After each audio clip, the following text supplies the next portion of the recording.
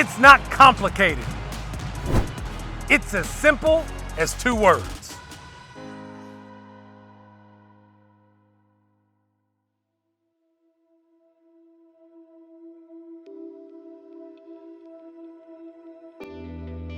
All right, here we go. I got 2 words for you today. 2 words, here they are. Stop waiting. Stop waiting. You know, we've all heard that the best teams are player-led teams.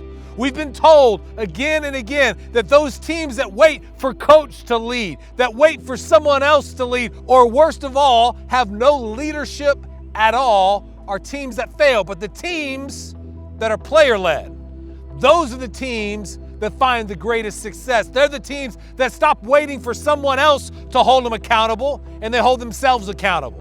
Those are the teams that stop waiting for the hard conversations to disappear, and they face the hard truth, and they face the hard conversations head on. They're the teams that stop waiting for someone else to fire them up, someone else to bring them bulletin board material, someone else to give them a reason, a praise enough to go do the hard work, and they just go and do it. The best teams are the teams that take initiative.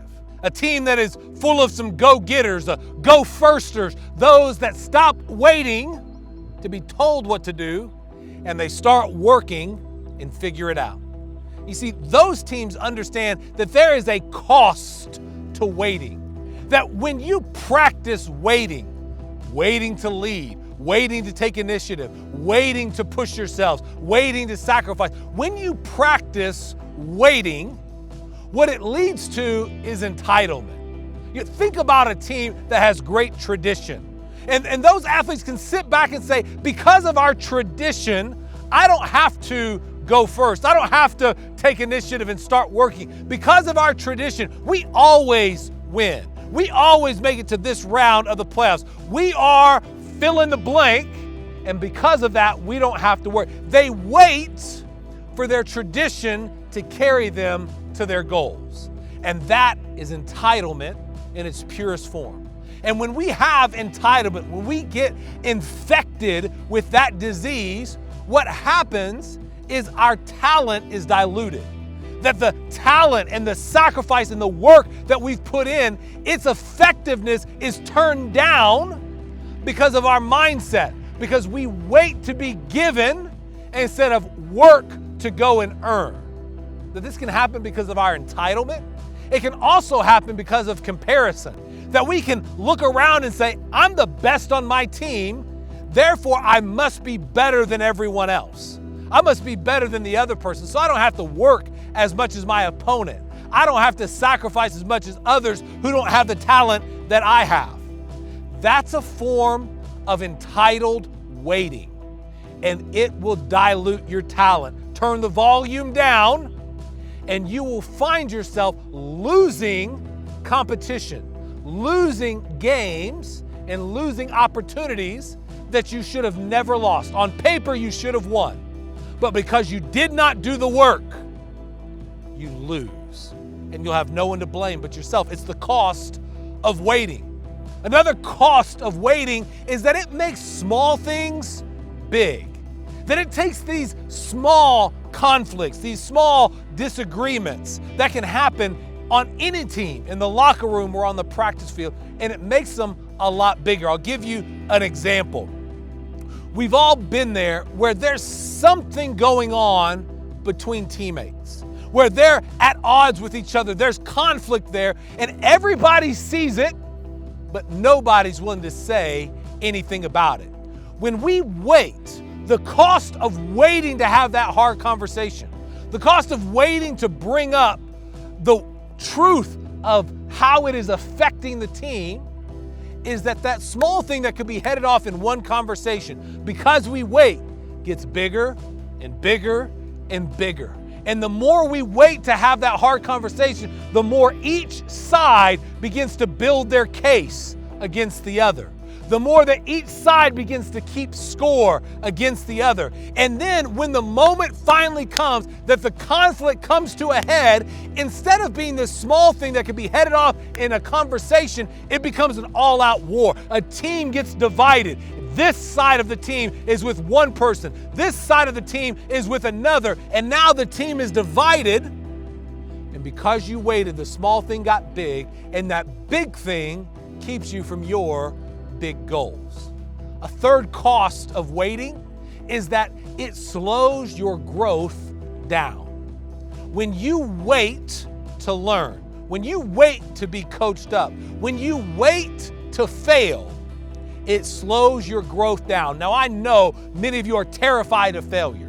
I know how much you hate the thought of getting something wrong. You feel embarrassed. You feel like you're not good enough. You feel like, man, I should be better than this. But what you miss when you wait to fail is that without failure, growth doesn't happen.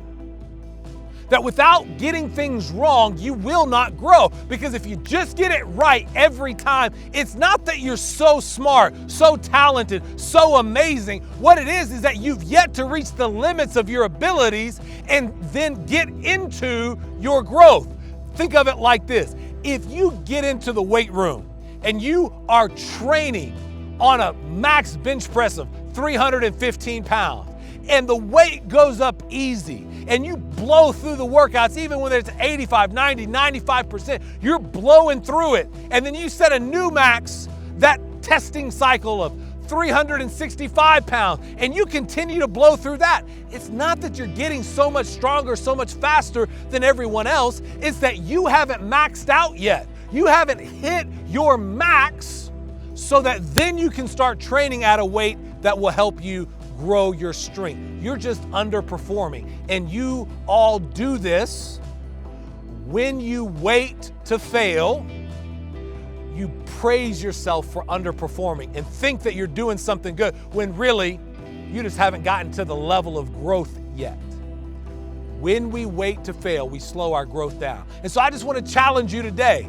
Stop waiting. Stop waiting to be given success. That's entitlement. Stop waiting for having the hard conversations or hearing the hard truths. Don't let the small things get big. Stop waiting to fail because it slows your growth down. Instead, what I want you to do is I want you to start working. I want you to start pushing yourself. I want you to start to work in such a way that you get stuff wrong, that you fall short. But when you fall short at 100 miles an hour, giving 100% effort. Then what happens is you get coached up because you hear the hard truth and you receive that hard truth quickly. It's a small thing that turns not into a big failure, but turns into a big growth because you're getting after it. And then entitlement can't creep in and slow you down because you're putting the work in and you're earning your growth. You're earning your rewards. You're not waiting. It's the power that comes when you start working and stop waiting. Listen to me, friends. This happens on the individual level before you ever step into the field. And it happens in the game. When we stop waiting for someone else to make a big play, when we stop waiting for someone else to let go of the last play, when we stop waiting for someone else to fire us up and motivate us and get our actions moving forward, when we stop waiting for someone else to believe in ourselves and we believe in ourselves, that's when we can start working. That's when games can change. That's the moment that you begin to grow. When you stop waiting and start working. Listen to me, friends. I don't know your goals or dreams, big or small, short-term or long, but I do know this, that if you want to find success in the game of sports and the game of life, let's not complicate it. It's as simple as 2 words. You got to start working and stop waiting. Let's have a good one today.